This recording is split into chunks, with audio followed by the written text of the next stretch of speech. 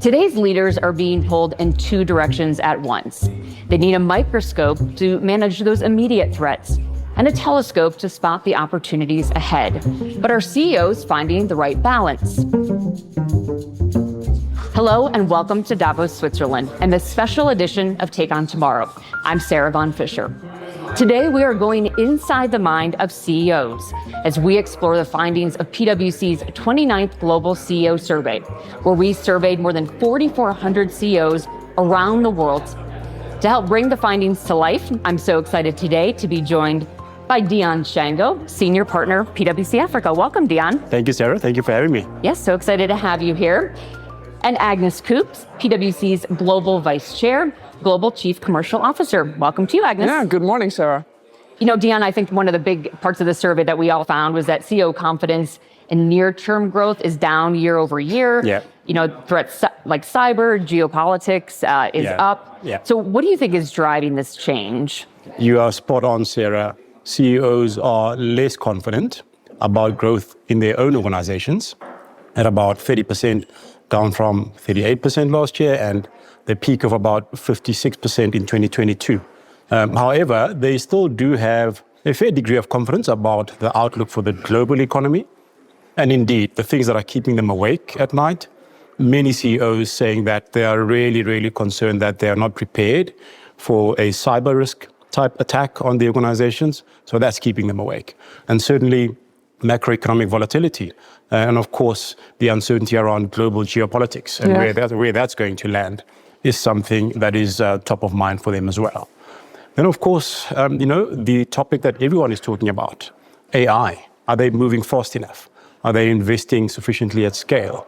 And when will they start seeing the returns coming through on their P&Ls?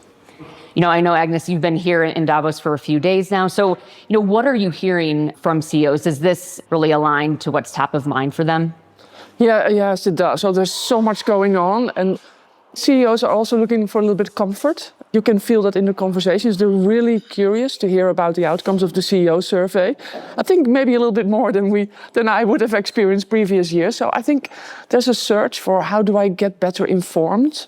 And I think that's something that is part of all of this, because there's so much like the geopolitics, like AI, and how do I find my way together with my team in all of those challenges? And I think, that's what we are hearing, and that's what you can feel almost when you're here. Dion, you know, our survey also looked at how CEOs are using their time, and respondents say they're spending nearly 50% of their time on issues with less than a one-year horizon, and just 16% of time on long-term challenges, which is really interesting. Yeah. So do you see this as a risk to spend so much time focused on those short-term issues? It certainly is a risk. And we've spoken about this idea of a CEO really having the ability to use a microscope and a telescope at the same time and strike that perfect balance between short-term and long-term issues.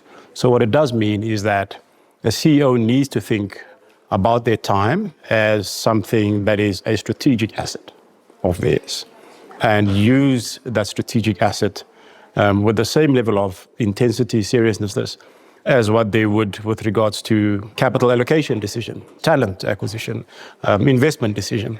And unfortunately, there is no playbook that will explain exactly how much time you spend on each particular topic.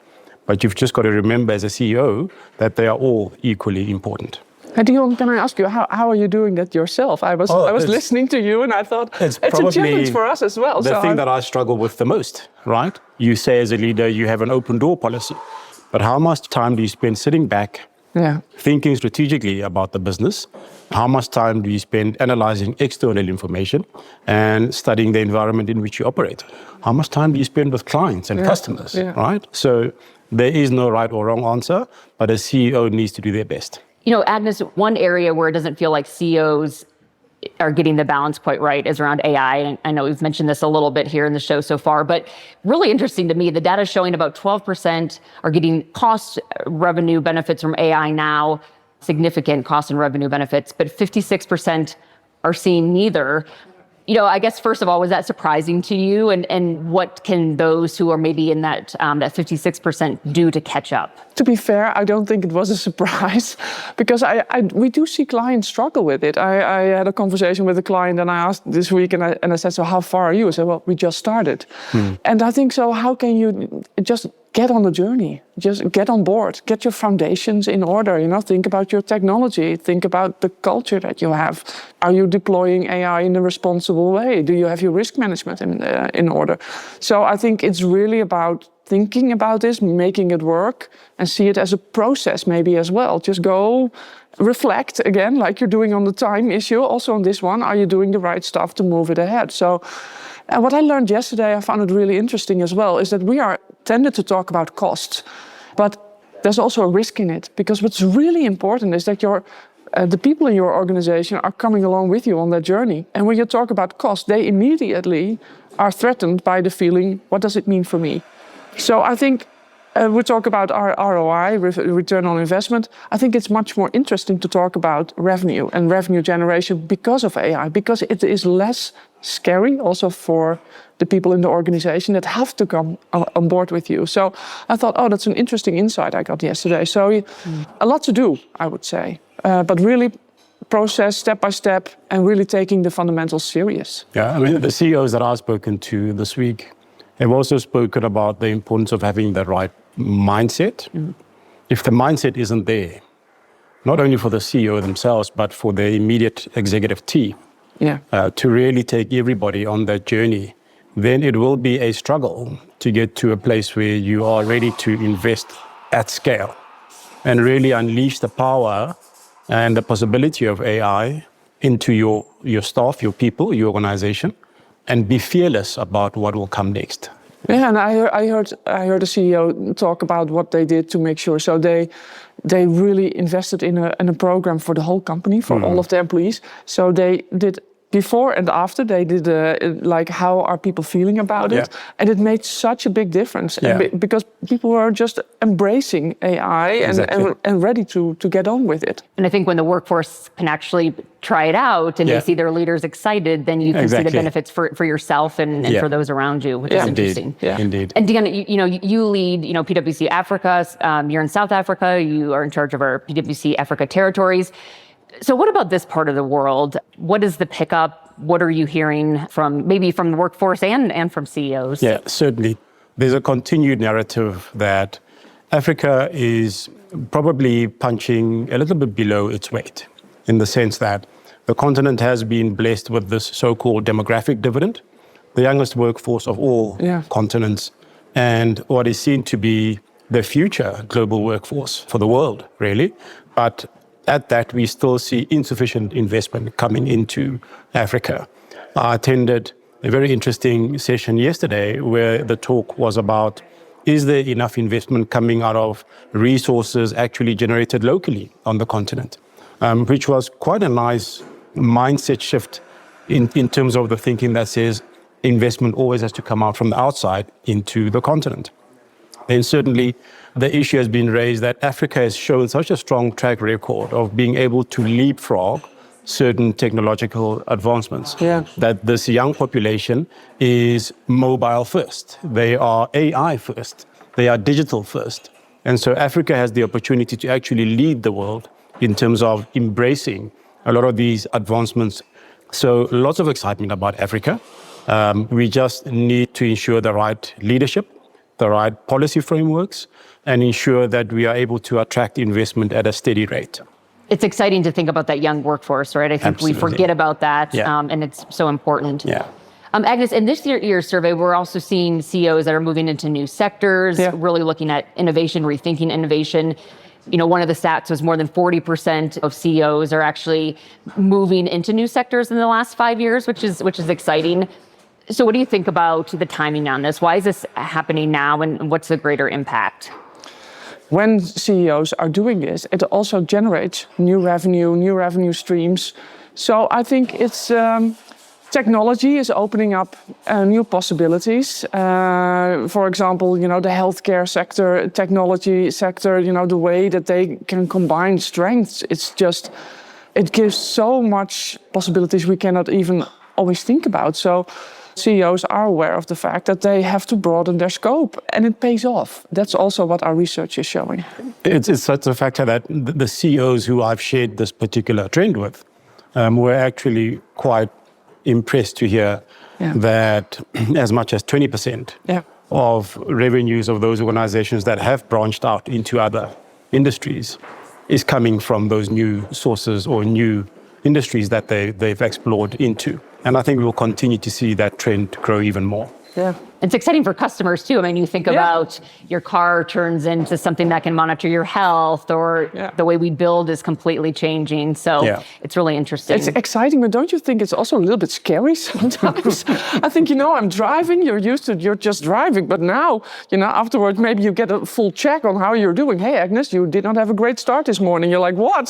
So it's just a new world, right? Yeah. We'll meet in 5 years, Agnes. We'll talk about it, and we'll discover that it's our everyday life, and we don't even question, or exactly, So what do you think the strongest CEOs are doing differently when it comes to getting this right, allocating their attention, doing it all? Look, one thing is clear, Sarah. CEOs are feeling the pressure. But I think the best performing CEOs are adopting a very agile mindset. The best CEOs have realized that the days of having a 5-year strategy that you announce once and then don't talk about ever again are gone, quite frankly. A strategy has to have the ability to respond to unforeseen developments. It has to have the flexibility of being tweaked. Organizations need to be able to course correct, change direction at short notice. And so it is those type of CEOs that are performing the best. These are CEOs who understand that they should draw help from everywhere where they can. And of course, collaboration. See where you can partner, see where you are perhaps lacking in expertise, and go where you need to get that. And really having to change your mindset a little bit. Sometimes you don't like to change your plan, but you have to sometimes. And knowing when to lead and when to follow as a CEO, very, very important. And finally, a question for both of you. What is the big lesson from this survey, I guess, as we are looking forward to the rest of the year? Agnes, you can start with you. Well, so now I would say it's around making sure that you are well informed, so that you find your way and that you're agile, that you are able to adapt all the time. But whether you are successful or not is not because of that part, but it's because of how you internalize and make sure that you are following and that you are daring to step into new possibilities and that you are making it work. And that is something that's in your control. It could be tempting to think, oh, there's so much going on, like you can get frozen. But I think what's really exciting almost is that you can get out of it just by, looking at, okay, so how am I going to handle this? How is my boldness coming out of these times? So I think it's really great that you can also move boldly forward together with your team and the people around you. So like the partnering. So I would say go ahead. I love it. Dion? I agree with that. Only thing I'd add is to say complexity and uncertainty are here to stay. Yeah. And there is simply no such thing as business as usual anymore. That's maybe this is usual. It's really important for any leader or CEO to get that. I think despite that, some of those traditional values of running any organization are important. The importance of building trust at every opportunity. Yes, definitely. Trust with stakeholders, regulators, trust with your people, trust with your customers and clients. And so in all of this uncertainty, CEOs, organizations need to find a way of navigating the uncertainty in a way that makes sense for their own organization, in a way that will ensure that the organizations will continue to exist, or maybe not even just exist, but thrive 10 years from now. Yeah, nice. Well said, Dion. Yeah. I can't top that. So thank you both so much for joining us. Really appreciate the conversation. Thank you, Sarah. And insights. So interesting. Thanks. Well, thanks so much for joining us on this special episode of Take On Tomorrow. To keep up to date on our season, follow Take On Tomorrow wherever you listen to podcasts, or head to pwc.com/Take On Tomorrow. Take On Tomorrow is brought to you by PwC Strategy and Business. PwC refers to the PwC network and/or one or more of its member firms, each of which is a separate legal entity.